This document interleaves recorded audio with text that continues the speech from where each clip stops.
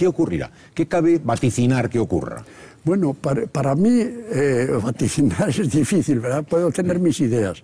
Mis ideas es que estamos en este momento en una crisis que yo llamo barbarie porque es una barbarie. Y llamo barbarie a la destrucción de los valores básicos de una civilización. ¿Qué voy a decir? Por ejemplo, el derecho internacional. La justicia internacional, la dignidad, el sentido de la dignidad, el sentido de la libertad, eso mismo del derecho del bienestar, de todo eso. Todo eso se destruye y solo queda en pie el dinero y lo valorable en dinero, ¿verdad? Eso es barbarie. Y estamos como estaba Roma al final del imperio. Con formación de hombre de ciencia, con vocación de hombre de letras, con convicción de hombre comprometido con el hombre. La mente lúcida más joven de España tiene 94 años.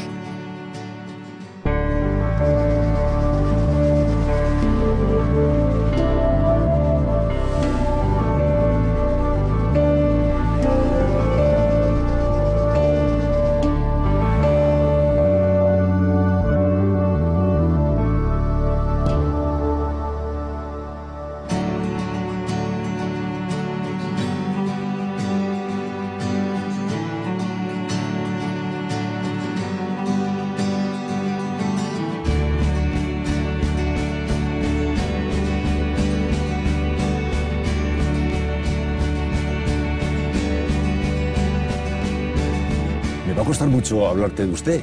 ¿Qué hacemos? ¿Hablamos de usted o de tú? Hombre, yo después de 30 años que nos conocemos, nos podemos tutear, yo creo. Tenemos derecho. Bueno, pues venga, nos tuteamos. Es más cómodo. Es más cómodo. Más sí, natural para nosotros. Sí. ¿Cómo estás, José Luis? ¿Cómo estás?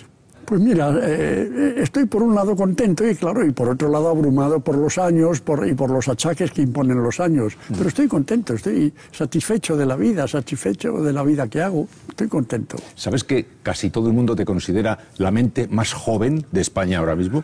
Bueno, eso es exagerarlo un poco, ¿verdad? La verdad es que de los achaques, de lo que menos me resiento es de la mente. Aunque he perdido memoria y he perdido facultades y capacidad, pero en fin, creo que consigo razonar sin decir más tonterías que las habituales. El mundo actual no te gusta casi nada, ¿verdad? No me gusta casi nada, ¿no? Sobre todo el mundo oficialmente dirigido, porque el mundo natural, el mundo que sigue a pesar de todo como estaba, por ejemplo, el mundo de las hierbas, de los árboles, de los huevos de gallina, hay que ver la maravilla que es un huevo de gallina, ¿verdad? Bueno, pues ese mundo, y el mundo de mucha gente, algunos analfabetos, si se quiere, es un mundo entrañable, ¿verdad? Pero claro, lo que no me gusta nada es la dirección que se está dando a las decisiones de la humanidad. Y cuando digo humanidad exagero porque yo creo que no hay humanidad, hay seres humanos, pero humanidad con sentido de la especie, con sentido de conjunto, con sentido de semejanzas entre todos, no hay. Llevamos 2000 años desde Grecia, se ha progresado técnicamente de una manera fabulosa, de una manera y casi inverosímil, ¿verdad? Pero seguimos matándonos unos a otros, no sabiendo vivir juntos en este planeta. Por eso digo que humanidad no sé si hay. Yo creo que el hombre no ha madurado todavía bastante. Te has ido haciendo cada vez más rebelde.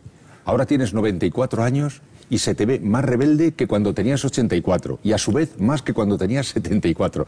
¿En qué momento se marca más o menos la raya de tu decisión de vivir en la rebeldía oficial? Mira, yo creo que tanto como raya es difícil, ¿verdad? Porque creo que se va haciendo por acumulación. Pero quizá lo que podríamos decir la gota que desborda el agua, para mí es... después de lo de París, del 68, de París y de Berkeley y de tantos sitios, cuando eso consiguen sofocarlo y entonces empiezan los reaccionarios y empieza eso que llaman neoliberal, que es lo más viejo que hay, porque cuando a una palabra hay que ponerle neo es que es vieja, ¿verdad? En las nuevas no se pone neo. Bueno, pues con toda esa reacción de represión, de de la Thatcher, del Reagan y de todo aquello, entonces sí que me pasó una cosa. Recordé una de los gritos que se dieron, que se escribieron en las paredes de París en el 68. Y uno de ellos era que pare en el mundo que me apeo. Yo comprendo que el mundo no se para, afortunadamente, ni se puede parar, ni probablemente se parará, y que, por tanto, no era realizable. Pero yo sí puedo hacer una cosa, que es apearme yo. Y a partir de entonces decidí ponerme al margen. ¿Qué es apearse? Apearse es que me quedo mientras el río de humanidad continúa históricamente adelante, yo me siento en la cuneta y los veo pasar. Porque no necesito adiciones. Me quedo con todo lo que ha hecho la humanidad durante muchos años y yo simplemente con los griegos tengo de sobra para alimentar mi mente y para vivir y para tener pensamientos y filosofía y todo. Y con eso, y un afecto importantísimo que gracias a Dios tengo, ¿verdad? Sigo diciendo gracias a Dios, pero vamos, es una exclamación retórica. Y con el afecto de mucha gente que me demuestra pues consideración, la misma que yo demuestro a los demás, con eso me sobra para vivir y no necesito más artilugios ni más lo que hacen con este desarrollo que se dice. ¿Y qué pretenden ustedes? Más de lo mismo. Mire, más de lo mismo es una barbaridad. Más de lo mismo es una barbaridad. Y eso que llaman ustedes sostenible es totalmente insostenible. Sencillamente. Y entonces me pongo al margen. Sí, tú además eres un hombre que tienes una formación, digamos, economista muy profunda. Tú has sido catedrático de universidad en esta materia económica, has sido profesor de los más importantes personajes de la economía de nuestro país, has trabajado en el Banco Exterior, hasta ser subdirector general, ¿no? Cuando te ves en ese pasado, ¿qué José Luis San Pedro ves? Bueno, el José Luis San Pedro aquel es uno que para comer necesitaba hacer unas tareas y que hacía esas tareas y luego se dedicaba a vivir como es debido. Por ejemplo, tú mencionas la universidad. La universidad para mí lo más importante de todo, más todavía casi que la disciplina, era el enseñar. Para mí la profesión de enseñante, la relación con los chicos, una relación que yo basaba en dos palabras tomadas del Juan de Mairena de Antonio Machado: amor y provocación. A mí me gustaba aquello, yo quería a los chicos me querían a mí y entonces con el afecto se trabaja mejor. Y luego la provocación, ¿para qué? La provocación para provocarles que piensen por su propia cuenta, que no acepten algo porque lo digo yo, sino porque ellos reconocen que les convence. Y en el banco, porque ahora cuesta imaginar a José Luis San Pedro como subdirector general de un banco, ¿no? Sí, pero ¿qué hacía José Luis San Pedro, subdirector general? Pues yo te voy a contar. Gracias a mi talento, a mis condiciones de trabajo, a mi capacidad y a otras cualidades que me adornan, yo pasé casi 15 años o algo más en el banco y salí de allí sin saber una palabra de operaciones bancarias. ¡Caramba! Y sigo sin saber una palabra de operaciones bancarias. ¿Cómo es posible? Sí, ¿Y cómo conseguiste que no te descubrieran? ¿Qué hacía? Pues yo hacía un montón de cosas que no hacían los demás. Yo hacía discursos para el presidente, yo hacía las juntas, las memorias anuales, yo hacía cosas de publicidad, yo servía para que cuando venía un banquero extranjero me presentaban como el economista jefe, y lo era, ¿verdad? Hacía un boletín semanal y naturalmente seguía temas económicos y todo, pero operaciones bancarias sobre esta comisión o la otra comisión y esto lo recargamos y esto no lo recargamos, este crédito lo damos y no lo damos, de eso jamás. Pero en aquella estructura económica creías en aquel momento, ¿o no? No creía. ¿No? Mira, yo era, claro, a lo que hacíamos entonces, los que éramos como yo no era el único, éramos europeístas. En los años 50 del siglo pasado éramos europeístas y yo participaba en reuniones de personas que afortunadamente siguen vivas todavía también a favor de la integración en Europa, entre otras cosas porque nos permitía pensar en el desplome del dictador, que creo que era un dictador que teníamos encima, ¿verdad? Bueno, pues yo tenía una gran ilusión. Yo, mira, en los años 60 y tantos, no me acuerdo exactamente, publiqué el libro más gordo que se ha publicado sobre la integración europea. No digo el mejor, el más gordo sí, porque eran cerca de 300 páginas o 400 en folio. sobre las ventajas de unirse a lo que era ya el mercado común, ¿verdad? Bueno, y defendiendo esas ideas con otras personas, pues naturalmente nos defendíamos de nuestro desagrado del conjunto. Claro. Y en esas aventuras escribíamos cartas a Le Monde, y, en fin, lo que se hacía entonces. Claro. Y de la experiencia en el extranjero, porque también, José Luis, estuviste en el extranjero, en Inglaterra, Estados Unidos. ¿Qué te ha quedado de aquella experiencia? Bueno, mira, por ejemplo, yo me pasé 2 cursos enteros en una universidad inglesa. Vamos, una en una y otra en otra. Y para mí aquello fue casi un baño de frescura, porque lo que era aquello, las reuniones de profesores, las reuniones con los alumnos, sí, yo daba una clase de esas que llaman magistrales, pero después esa clase de 100 alumnos se descomponía en 8 o 10 grupos y yo me reunía con grupos pequeños de jóvenes con los que podía discutir, cosa que no podía hacer en Madrid, ¿verdad? En Madrid yo hacía algo parecido porque convocaba lo que yo llamaba un seminario, que simplemente era reunir a 20 entre los 200 o 300 que estaban matriculados, reunía un seminario de 15 o 20 voluntarios, los que querían, y con ellos discutía cosas, les daba a leer un libro, lo comentábamos, lo veíamos, y eso lo podía hacer. Pero eso era normal en una universidad extranjera, ¿verdad? Y luego, claro, la vida en el extranjero comparada con la vida en el país, bueno, era radicalmente diferente. Pero mientras tanto tú ya tenías, desde luego, vocación de escritor, estaba escribiendo muchas cosas, por ejemplo, Octubre, yo creo que es una obra absolutamente extraordinaria. Te costó casi 20 años hacerla. 19 exactamente. ¿Y qué estabas haciendo mientras tanto? Pues mira, mientras escribía Octubre, que trabajaba cuando podía, pero mientras tanto daba mis clases y preparaba mis clases en la universidad de un tema que no me habían enseñado a mí, que era estructura económica, pero yo trataba de hacerlo, y también me ocupaba de ir al banco y de preparar el boletín correspondiente y de todas esas cosas. Sí que me gustaría saber cómo era la mente de José Luis San Pedro, que tenía por un lado la mente de Banco Exterior, mente catedrático de estructura económica, sí. Y mientras tanto, bueno, escribiendo, menos mal que lo escribía Miguel, ¿verdad? Escribiendo un libro extraordinariamente complejo, muy complejo, como Octubre. Muy complejo, sí. Por eso tardé 19 años. Pero es un libro que luego no se ha leído menos y tal, yo lo comprendo, pero es mi libro más importante. Sí. No diré el mejor, probablemente otros son más estimables por otras razones, pero mira, ahí yo intenté, muchas veces me preguntaba y me decía, ¿para qué escribo yo esto? ¿Cómo escribo yo esto? Lo escribo para que mi hija sepa quién era su padre. Creo que mi hija lo ha leído y no sabe quién era su padre, pero como su padre tampoco lo sabe, porque además, tal como yo concibo la vida y mi propia vida, uno no sabe nada hasta el final y al final tampoco, ¿verdad? Es decir, uno se va haciendo y todo está en marcha y sigue uno evolucionando y sigue cambiando siendo el mismo. Eso es un poco lo mismo que el cosmos, ¿verdad? Que más que evolución, involuciona. Introvoluciona. Uno va creciendo, va siendo, tratando de ser quien es, y a estas alturas creo que me ha acercado bastante a quien soy, pero no digo que lo sea. En Octubre lo que sí está claro es que hay un gran número de distintos señales. Se han escrito importantes libros sobre el libro.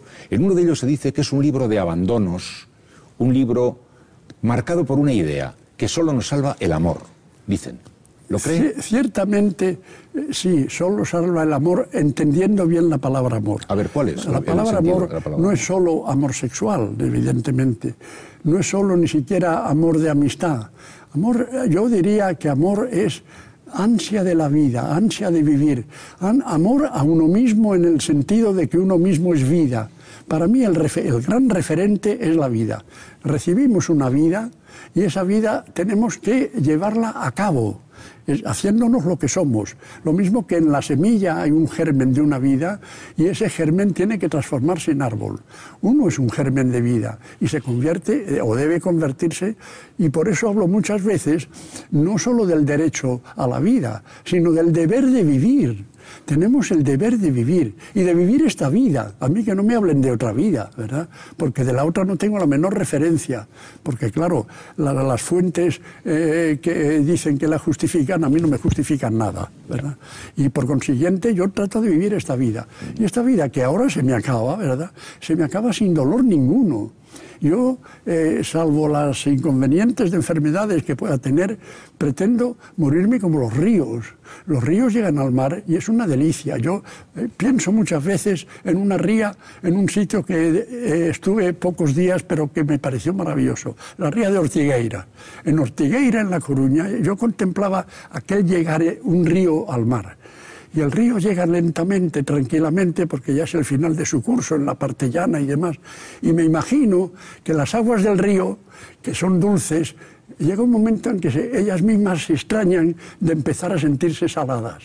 Y entonces se sienten un poco distintas y por una parte les desconcierta, por otra parte les alegra, les anima y siguen adelante y cuando se dan cuenta ya son el océano, ya no son el río. Eso es lo que yo aspiro, a no darme cuenta y de pronto pues he dejado de ser el río. Eso es recogiendo la idea de Manrique, ¿verdad? De los ríos que van a dar a la mar, que es el morir. Y esta vía es mi referente. Esta vida es la que hay que vivir, la que tenemos el deber de vivir. Y eso significa que tenemos el deber de buscar la libertad. Porque si yo no tengo libertad, lo que estoy viviendo no es mi vida. Es la vida que me imponen, la que me obligan. Yo la libertad la concibo como la concebían los revolucionarios franceses, que dieron la mejor fórmula. Libertad, igualdad, fraternidad. La libertad condicionada por la igualdad, es decir, que los demás sean libres también, y por la fraternidad, el amor que tú has referido antes, que tú has citado antes y que es otro referente. Porque la libertad es como la cometa. La cometa vuela porque está atada. Tú trata de que una cometa vuele, cógela y échala al aire, jamás vuela. Átale una cuerda, sujétala y entonces tiene la responsabilidad de resistir al viento, de vivir la vida y entonces la cometa vuela. La libertad, igualdad y fraternidad funciona y entonces hay que tener la libertad, pero sobre todo la libertad de pensamiento, porque la libertad de expresión que se defiende tanto depende de la de pensamiento. Si yo expreso lo que me han inculcado en la cabeza, sin yo pensarlo, ni yo convencerme, ni nada, entonces no soy yo. Y yo tengo que ser yo, lo poco que sea, lo que sea, y cada uno de nosotros tiene que ser quien es, sea lo que sea. Ese es mi punto de vista. Y en este momento esa concepción de las cosas está muy difusa. En el último libro, Cuarteto para un solista, se recuerdan otras épocas de la historia de la humanidad en las cuales se tenía un poco más clara esta visión de la vida. Recuerdo los griegos o la Venecia del siglo XVIII, por ejemplo, ¿no? Claro, se tenía más clara porque porque era una cultura que tenía unos valores que no eran solamente el dinero. Es decir, que el problema de la vida actual es que se han sustituido esos valores por los intereses económicos, que no es lo mismo. No es lo mismo que te motive un ideal, por ejemplo, los señores feudales de la Edad Media. Los señores feudales eran unos capitalistas como una catedral, eran capitalistas agrarios, no eran capitalistas industriales ni financieros, pero tenían un capital, un medio de producción que era la tierra, que la tenían ellos y nadie más, y ahí estaba su poder. Pero aquella gente tenía ideales cristianos, aquella gente tenía ideales caballerescos y estaban dispuestos a sacrificarse y a morir por esos ideales. Es decir, que había referentes por encima. Pero como trato de indicar en ese libro, y sobre todo a partir del 18, como has dicho muy bien, que para mí es la cumbre y luego la rasante del sistema, pues a partir de entonces, sobre todo, como por un lado el Calvino dice que Dios encuentra grata la riqueza y el trabajo de la gente que se enriquece y demás, y más o menos dice eso. Y por otra parte, Adam Smith dice que el mercado, en el mercado hay como una providencia que hace el bien a partir de los egoísmos. Entonces Sánchez Castilla, yo ya me dedico al dinero. Y acabamos en lo que Marx definió muy bien, diciendo que en este sistema todo es mercancía. Todo es mercancía y lo estamos viendo. Por ejemplo, nos quejamos de la corrupción.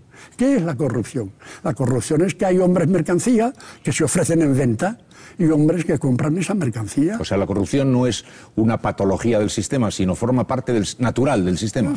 Claro, forma parte. Yo no digo que no haya habido corrupción en otras épocas. Siempre ha habido corrupción, ¿verdad? Porque siempre hay egoísmo y el dinero siempre ha sido un móvil. Pero no el único, ni el supremo, sobre todo, que es lo grave. Y ahora lo que pasa, en cambio, es que se mueve exclusivamente por eso, ¿verdad? ¿A partir de qué momento? ¿Dónde podríamos situar el momento en el que el dinero, que siempre ha existido, se convierte ya en lo que ahora es, esta especie de gran dios del mundo? Yo creo que a partir del 18, a lo largo desde que se defiende el mercado y que luego además se empieza a hablar de productividad, cuando la técnica empieza a ofrecer esas ventajas. Y entonces viene la competencia y la ambición, y viene con el colonialismo también el intento de dominar el resto del mundo y de abarcar cada vez más y de tener cada vez más. Todo eso es un ovillo que va creciendo. Aunque ha hecho cosas muy positivas también ese movimiento, ¿no? El capital, el sistema capitalista ha hecho cosas enormemente positivas. En su origen, es el origen de la Europa del siglo XVI, cuando Europa es casi un volcán creador en erupción, en la cual la gente se sube a unos cascarones de nuez y se embarca y se va a donde sea, campesinos, mujeres, misioneros, conquistadores, tal, y se van a las Indias y no saben lo que es aquello ni nada, pero se van.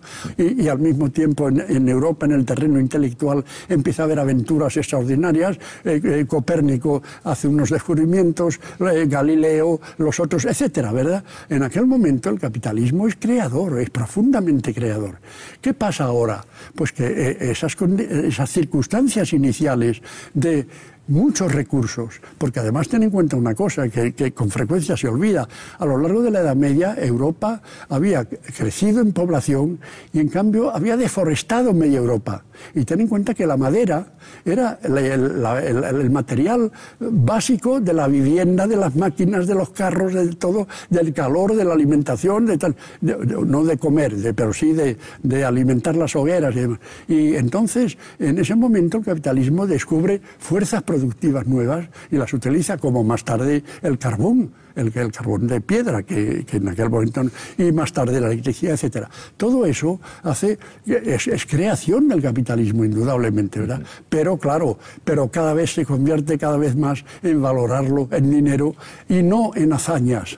Sí, sí. Justamente hace unos días, Santiago Carrillo recogía un comentario de Santos Juliá que decía que vamos a peor, porque todavía después de la Segunda Guerra Mundial, el capitalismo pactó sin ninguna dificultad el estado de bienestar, aceptó el estado de bienestar y construyó el estado de bienestar entre la socialdemocracia y la democracia cristiana, etcétera. Cosa que ahora ya no es posible. El actual capitalismo ya no es capaz de pactar el estado de bienestar. Ten en cuenta que el capitalismo estaba condicionado por la existencia de la Unión Soviética con otro sistema que tendrá los defectos que quieras, pero que había apostado por la igualdad, cosa que el capitalismo no había apostado nunca. Mientras que en el capitalismo había mucha más libertad, indudablemente, pero en cambio la igualdad era tremenda, la desigualdad era tremenda, y todas las luchas sociales del siglo XIX se expresan por esa desigualdad, el trabajo de los niños en la fábrica, etcétera, ¿verdad? Y en cambio en la Unión Soviética había otra perspectiva diferente, y entonces el capitalismo estaba condicionado, porque además ese poder de la Unión Soviética no solo era importante en la Unión Soviética, sino que era un reclamo tremendo en el tercer mundo, en el cual era una esperanza. Claro, eso condiciona, y el estado del bienestar, más que por reflexión moral o ética, se hace para, por decirlo así, comprar la paz social. Claro, es que eso es egoísmo. Yo no creo que fuera altruismo. Esa es la cuestión. Bueno, y ahora mismo, por ejemplo, tal como están las cosas, ¿hacia dónde va ese capitalismo? No lo saben. No lo saben. Es curioso. No saben dónde van. Se puede decir que, claro, el futuro no lo conocemos y, por tanto, no sabemos a dónde vamos. Pero por lo menos tendríamos obligación de saber qué queremos alcanzar. Aunque luego nos equivoquemos, ¿verdad? Pero si uno emprende un viaje, o conoce el sitio a donde va, o por lo menos dice quiero ir a tal sitio. Quiero ir al mar, quiero ir a la playa, quiero ir a la montaña, ¿verdad? Pero aquí no lo saben. Aquí no saben más que más y más y más. Mira, la triple consigna de la productividad, la competitividad y la innovación, que es la que te repiten constantemente, es enormemente discutible. Productividad, ¿para quién? ¿Quién se lleva los frutos de la productividad? Ahí está, a la vista, ¿verdad? La competitividad. Competitividad, competencia, en vez de cooperación, en vez de trabajar juntos, en vez de encontrar soluciones juntos. Y luego la innovación. La innovación, es verdad que la innovación científica de verdad ofrece nuevos materiales, nuevas medicinas, nuevas perspectivas, pero en la inmensa mayoría de los casos la innovación es pura innovación mercantil. Consiste en cambiar la etiqueta, en añadirle algo, en ponerle una cosa. ¿Para qué? Para ganar más dinero. Para mí, lo único que en este momento funciona es la ciencia. Porque la Iglesia está petrificada en el siglo XVI y no hace más que tratar de ejercer poder, etcétera. No lo voy a describir. El Parlamento, con los medios de informática hoy, no funciona apenas, y menos con listas cerradas como en nuestro caso. Se podían ahorrar completamente las sesiones de 200 personas reuniendo a los portavoces. Y la economía también está sobre axiomas del siglo XVIII, que es el neoliberalismo. Pues todo eso, lo único que dentro de eso funciona realmente y progresa es la ciencia. Si esto continúa, vamos a ir, en mi opinión, a una nueva versión de lo que fue en el siglo XVIII del despotismo ilustrado. ¿Qué era el despotismo ilustrado? Un sistema muy jerarquizado en el cual había una cúpula privilegiada de gente ilustre, culta, distinguida, creadora, lo que quieras, y luego una serie de productores. Esto va a ocurrir lo mismo, en mi opinión, pero con una cúpula en gran parte científica. Y el resto van a ser lo que hacen para prepararnos, productores y consumidores, para ser productores y consumidores al servicio de esa cúpula. Lo que pasa, y con esto termino, lo que pasa es que la ciencia necesita hoy de unos instrumentos extraordinarios y, por tanto, el dinero también jugará un papel a través de la ciencia. Pero la cuestión está en que, primero, el uso de esos instrumentos conduce a una forma de capitalismo que puede ofrecer sorpresas tremendas a sus creadores. Por ejemplo, se inventa el Internet. Gracias a eso se hace la globalización, que es transferir el poder desde los políticos a los financieros. Pero gracias a eso, con el doble filo, se permiten reunirse los foros sociales de Porto Alegre, de Delhi, etcétera, etcétera. De modo que mandará el dinero en la construcción de máquinas, pero las sorpresas podrán ser. Y segundo, el ideal de los científicos, por muy forzados por el dinero estén, no es el ideal de los financieros. Los financieros no tienen ideal, tienen balance, pero ideal no. Y yo pienso que habrá un despotismo científico por algún tiempo. Y luego no sé lo que habrá, porque estamos en las puertas de una transformación profunda del ser humano. El ser humano nació sobre todo cuando el simio consiguió el lenguaje. El lenguaje condujo a conseguir la cultura y la cultura a tecnificar el mundo. Ahora tenemos otro tipo de ciencia, las conquistas tremendas de la nanotecnia, de trabajar con millonésimas de milímetro, ¿verdad? Y con penetrar en las partículas más menudas, y luego con la neurobiología, con un montón de cosas que yo ignoro, pero que me doy cuenta que ahí caben muchas cosas. Se está hablando ya de interferir todos esos recursos en el propio organismo humano. Y se está hablando del hombre biónico y de algo así. Yo no sé si eso conduce a una transformación de la especie o no lo sé, pero desde luego las perspectivas son enormes, por un lado y por otro. Y mientras tanto, en el ahora mismo, una vez que se ha puesto ya de manifiesto clarísimamente con el último desplome financiero, etcétera, que las democracias, la política está subordinada, está sometida a esos poderes financieros, ¿Qué ¿qué espera de la política? ¿Qué le parece que le va a pasar a nuestras democracias y a nuestros partidos políticos? Pues les va a pasar que van a ser dominados por los que sean capaces de difundir ideas y lenguajes nuevos. El lenguaje es muy importante, porque con el lenguaje vienen las imágenes, y con las imágenes vienen otras cosas. Por ejemplo, ahora el prestigio de un banquero. Bueno, el prestigio de un banquero ya no es el prestigio del banquero del siglo XIX. El banquero del siglo XIX era un señor respetabilísimo, ¿verdad? Que iba por ahí y la gente decía, uy, pues Morgan, pues que el otro. Ahora, de los banqueros les obedecemos y nos dominan y lo que quieras, pero los despreciamos. Los que somos un poco conscientes los despreciamos porque su ideal es muy pobre y muy bajo, ¿verdad? Entonces, ¿y de los políticos, de la política? La política, los políticos ahora, ¿qué representan? La gente les vuelve la espalda. ¿Qué son las abstenciones en las elecciones? Desprecia a los políticos, que no se espera de ellos, ¿verdad? Se les vota porque hay que votar, porque siempre es mejor uno que otro, porque lo que quieras, tal. Pero realmente el despegue, ¿a dónde va la gente? Va a los estadios, va a los deportes, ya no va a las iglesias, ni tampoco va tanto a los mítines y a la... No, los políticos están hoy desacreditados en casi todas partes. ¿Qué alternativa hay, José Luis? Mira, a corto plazo, capear el temporal. Los marinos hablan de correr el temporal, ¿verdad? Y es de no enfrentarse con él, de dejar que nos coja por la popa las olas y el viento y tal, y ya veremos lo que pasa y dónde vamos. Y con eso sobrevivimos. Pero a largo plazo no hay más que cambiar de pensamiento, educarnos de otra manera. Y por eso pasan cosas que a mí me entristecen enormemente, como es el sistema de Bolonia para la universidad. Porque la universidad pensaba en cosas fundamentales, la universidad pensaba en filosofía, en metafísica, en las ideas, en esto que estamos hablando aquí, ¿verdad? La manera de tener otro pensamiento empieza por tener un pensamiento, y un pensamiento crítico. Y ahora lo que se pretende es que no haya pensamiento crítico de ninguna clase. Nos adoctrinan para tener un pensamiento único. Y si haces algo, la Iglesia te dice, eso es relativismo. Claro que es relativismo. Todo es relativismo, empezando por la nueva visión física del mundo, relativismo. Pero eso está prohibido. Entonces, para mí, a largo plazo, no hay más que la educación. Por ejemplo, si se consiguiera modificar profundamente la educación de las mujeres, se daría un paso tremendo, con otra sensibilidad, con otras posibilidades. Las mujeres están todavía en su conjunto y sobre todo en la mayoría de los países todavía por expresarse, por tener pensamiento propio.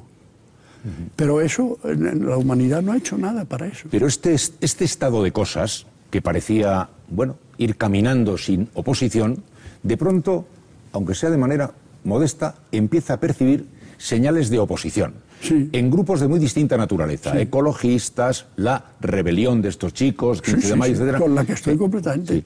Sí. Ya lo he dicho. ¿Irán brotando y creciendo líneas de resistencia? Claro, y enfrentándose con reacciones que en muchos casos les doblegarán. Pero pasará entonces, pienso yo, una de dos cosas o dos cosas a la vez. Por un lado, tendrán que un poco que sumergirse, como nos sumergíamos los que éramos europeístas bajo Franco, ¿verdad? Que no podíamos cacarearlo ni tal, pero que lo trabajábamos y de eso quedan señales. Porque yo soy de los que creen que si pasa un pájaro por el aire, luego miramos el aire y no vemos nada, pero el estado de la atmósfera no es el mismo que antes de que pasara el pájaro. Siempre queda algo, y siempre hay que hacer algo y queda algo. Eso por un lado. Por otro lado, cabe otra cosa también. Cabe favorecer la barbarie para que esta misma gente se estrelle. Porque algunos de los casos de desplome de países o de desplome de empresas o de lo que sea se han hecho por exceso de su codicia. ¿Qué es la crisis financiera? La crisis financiera es desplomarse por exceso del abuso, por exceso de ejercer su poder. Hay en el poema del siglo XVII, Las ruinas de Itálica, de Rodrigo Caro, hay un verso que yo he comentado muchísimo y que fue la base de un discurso mío en la Universidad de Sevilla, que es sobre las ruinas de la ciudad de Itálica. Esto es Fabio y dolor. Dice, las torres que desprecio al aire fueron, a su gran pesadumbre se rindieron. Las torres no las derribó ningún ejército enemigo, ni las incendió ni nada. Se derrumbaron por poderosas, por fuerza, por su propio peso. Esto es lo que los físicos expresan con otras palabras, la entropía. Cualquier sistema tiende a la entropía. Sufre la entropía y tiende. Y se hundió Babilonia, y se hundió Roma, y se hundió el imperio español, se hundió el imperio francés, se hundió el reino de los mares de Inglaterra, y el imperio americano ya no es el imperio americano. De modo que hay estos Fallo y Dolor que ves ahora, Campios de Soledad, Mustio Collado, fueron un tiempo Itálica famosa. Eso es. Le va a pasar. Pues ahí, sí, nada. Pero no por ahora, ¿no? No por ahora. No a corto plazo, pero con estas comunicaciones y esta situación no es lo mismo que en otros tiempos. Y la gente va tomando conciencia de las cosas con rapidez. Pero de todas maneras, para mí la solución está en educarse. Algo que uno siempre puede hacer individualmente, fíjate hasta dónde llego, incluso casi sin ayuda ajena, uno casi es educarse. Pero claro, para eso es necesario que te abran los ojos un poco, porque si no, no lo ves. Si en cambio se dedican a cerrártelos, entonces ya... En todo caso, lo que haya de dibujarse ya no tendrá que ver con los modelos históricos del comunismo, de precedentes de estos, serán de nuevo cuño. Sí, tiene que ser de nuevo juego, sí. Porque, fíjate, pasa una cosa, no nos damos cuenta la mayoría, ¿verdad? La gente común, como nosotros, como tú y yo, me atrevo a decir, ¿verdad?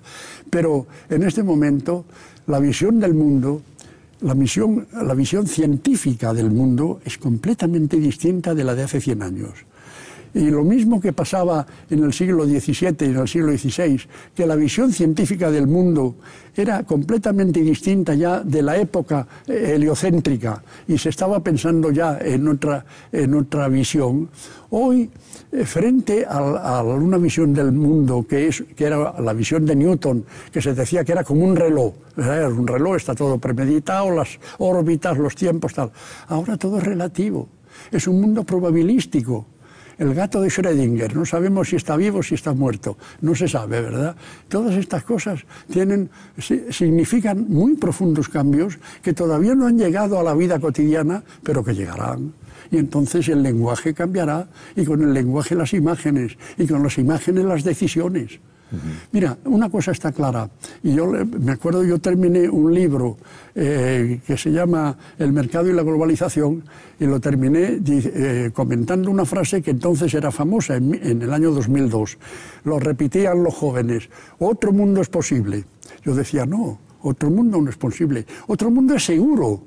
Lo que yo no sé es qué mundo será, no lo puedo decir, pero que cambia el mundo, bueno. La ley de vida... Mira, la vida no es que sea cambio constante. Hay otra palabra que me gusta mucho más, la palabra recreación. La vida recrea. Con el prefijo re te hace pensar en renacimiento, renuevo, retorno, el eterno retorno, lo que quieras. Y con lo otro te hace pensar en creación. La vida cambiando, más que cambiar, lo que hace es recrearse y seguir siempre nueva y siempre diferente y siempre la misma. Eso es el eje de la cuestión. Pero estamos empezando una nueva era, para mí eso está claro. Esto ha terminado, se pongan como se pongan, banqueros, políticos y quienes sea. Caput. Y estaba pensando que este José Luis San Pedro, que está actuando ahora como una conciencia moral muy seria en nuestra sociedad, ha tenido que dejar apartado un poco a ese otro José Luis San Pedro, poeta más tierno, al que descubrimos, por ejemplo, en La sonrisa etrusca. Sí. Yo creo que miles y miles y miles de personas aprendieron a amar a José Luis San Pedro en aquella historia de aquel Salvatore y aquel Bruno, que era su nieto. La relación de un hombre mayor y de su nieto, que tenía una ternura absolutamente mágica. Esa ternura también, supongo que aunque usted ya no lo pueda estar cultivando tanto, le parece, no estás cultivando tanto, vuelvo al tú, es imprescindible también en la vida, o más necesaria que nunca. Es absolutamente necesaria, ¿verdad? Yo a veces se sorprenden, mira, yo vivo, lo voy a decir que sin tapujos, amorosamente. Se dirá, pero hombre, pero un viejo de 94 años, ¿qué tiene que decir de amor? La gastronomía de los afectos tiene una cantidad de platos variadísimos. Y claro, yo ya no estoy en condiciones de zamparme 1 kilo de alubias con chorizo, ¿verdad? Pero hay platos exquisitos, completamente al alcance de un hombre de 94 años. Y esos platos esencialmente están hechos, primero, de profundidad de sentimiento, de venir de muy hondo, y segundo, en las formas de ternura, de presentación, de cuidado, de detalle, de pequeña ornamentación, si quieres, pero ornamentación tan hondamente sentida que tiene un valor enorme. A ti te han querido mucho, ¿eh? Sí. Mucho. He tenido esa suerte y la sigo teniendo. Y te siguen queriendo mucho. Y la sigo y teniendo. Hay mucha gente que te quiere mucho. Yo me asombro, a veces digo, pero ¿cómo me soportas? A veces lo digo. Sí, he tenido suerte. Has tenido suerte con el amor. He tenido suerte. Sí. Y percibes, como ya decías, el cariño de muchísima gente. Pues sí, lo noto, sí. Porque tienes, por un lado, un montón de gente que te sigue porque dices cosas que constituyen un cierto aviso del tiempo venidero. Y hay otra gente que sencillamente te quiere mucho. Sí, sencillamente. Y esa gente sencilla a mí me conmueve de una manera extraordinaria. A mí, la mirada de respeto, por ejemplo, simplemente, de alguien por la calle, no es que me envanezca, ¿verdad? Es que me reblandece. Quizás sea vanidad por mi parte, ¿verdad? No lo sé, ¿verdad? Pero yo eso lo agradezco mucho. Y recorriendo toda tu vida dices, he sido un escritor un poco outsider. Sí, he sido un cazador furtivo. Eres un economista outsider. Sí, también. Eres en todo momento has estado viendo... Lo que pasa es que éramos más. También, yo como cazador furtivo me he cruzado con otros cazadores furtivos. Pero que te gusta vivir en la frontera, tu discurso de ingreso en la Real Academia de Claro. versaba sobre la frontera. Claro. Te gusta mucho la frontera a ti, ¿no? Sí, me gusta la frontera. Me gusta la frontera por dos cosas. Una, porque me define. Me ayuda a decirme, tú perteneces a esto, tú estás aquí, tal igual. Pero otra, porque me ofrece otra perspectiva distinta. Y yo soy de los que creen siempre que en una polémica importante, tomada en serio, las dos partes tienen sus razones, no la razón, sus razones. Esto de las razones, la razón y la verdad es otro problema muy digno de consideración, ¿verdad? Yo pienso que lo que yo creo que es verdad es mi verdad. Puedo estar equivocado, pero yo vivo con ella. Si yo creo que París está al sur, cogeré el tren para ir al sur. Me equivocaré y me estrellaré al llegar, pero mientras tanto lo hago porque es lo que creo, ¿verdad? De modo que hay una verdad que no es objetiva. La verdad objetiva es más fácil cuando hablas de mesa, dices mesa. Si yo digo que esto es una cama, pues es fácil corregir.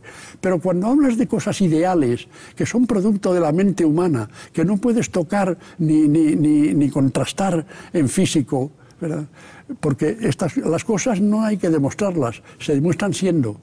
Pero cuando hablas de ideas, entonces tienes una libertad absoluta, puedes inventar los gnomos, puedes inventar las fantasías, los enanos, Gulliver, la novela, puedes inventar dioses, inventas los dioses y los haces a tu imagen y semejanza, etc. Puedes inventar ideologías políticas y vete a demostrar cuál es la verdadera. No tienes contraste real. De modo que hay que pensar en la verdad de cada uno. Y la frontera me permite tener mi verdad, pero aprovechar y en cierta medida enterarme también y gozar también de la verdad ajena. Bueno, los políticos no te escuchan, no les gusta lo que oyen cuando te oyen hablar. Los grandes financieros tampoco te escuchan, tampoco les gusta lo que oyen cuando te oyen hablar, pero los jóvenes sí te escuchan y les gusta mucho lo que tú dices. Y me gustaría que te dirigieras a un joven espectador, a un muchacho de 17 años que vive ahora en el estupor de este tiempo confuso, que está lleno de dudas respecto al futuro, que no sabe qué hacer y que está sencillamente presa de una falta de esperanza, sin horizonte. ¿Qué hay que decirle a este muchacho, José Luis? Hay que decirle que el horizonte existe de todas maneras, que otro mundo se producirá, que el cambio se producirá, que lo que tiene que hacer es prepararse para mañana y tratar de vivir hoy pensando en mañana. preparándose para mañana. Y prepararse para mañana significa sacar de sí mismo lo más que pueda, de sí mismo con la ayuda de los que sean más o menos afines y aprendiendo de lo que no debe hacer de los que no son afines. Y además saber un poco lo que quiere y sobre todo lo que no quiere. Porque en la vida es más fácil con frecuencia saber lo que uno no quiere que saber lo que uno quiere. Porque lo que uno quiere puede ser un gran abanico de cosas, que una o la otra, ¿verdad? Pero lo que no quieres está en general bastante claro. Y cuando te ocurra algo que no quieres, por de pronto dite a ti mismo no. Y si puedes, di hacia afuera no. Y si puedes, dile en la cara al que lo hace no, ¿verdad? Si no puedes, pues por lo menos sigues viviendo en el no. Se puede ser más libre con el pensamiento dentro de un calabozo que ser comprado como primer ministro de un tirano importante y vivir con esa labor. Al joven hay que decirle que sea él, que se sienta él y que se eduque para tener un pensamiento propio, suyo.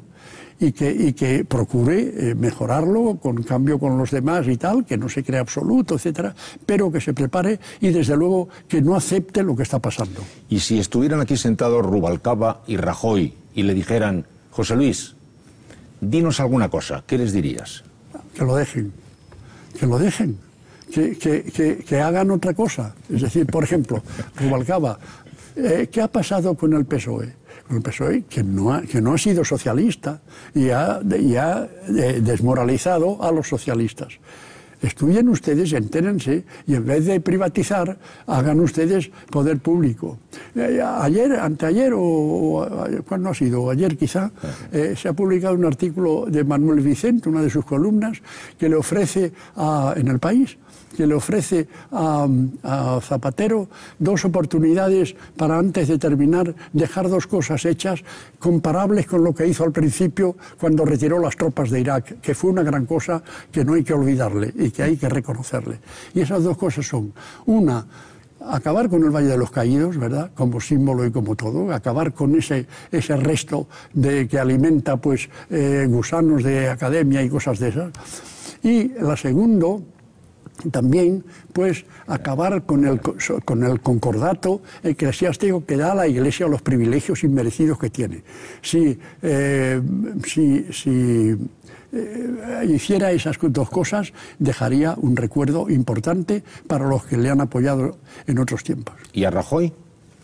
A Rajoy, bueno, Rajoy no sé, porque Rajoy durante todos estos meses su labor básica ha sido dar argumentos a las empresas extranjeras financieras calificadoras de los riesgos, porque ha estado constantemente diciendo esto se rompe, esto va mal, la economía española fracasa, esto tal, y era dar armas a los que constantemente nos dicen lo mismo, ¿verdad?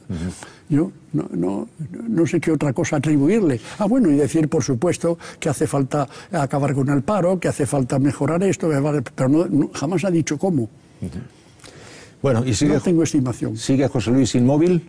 Bueno, pero confieso que lo usa mi mujer y que me entero a través del móvil. ¿Sin coche?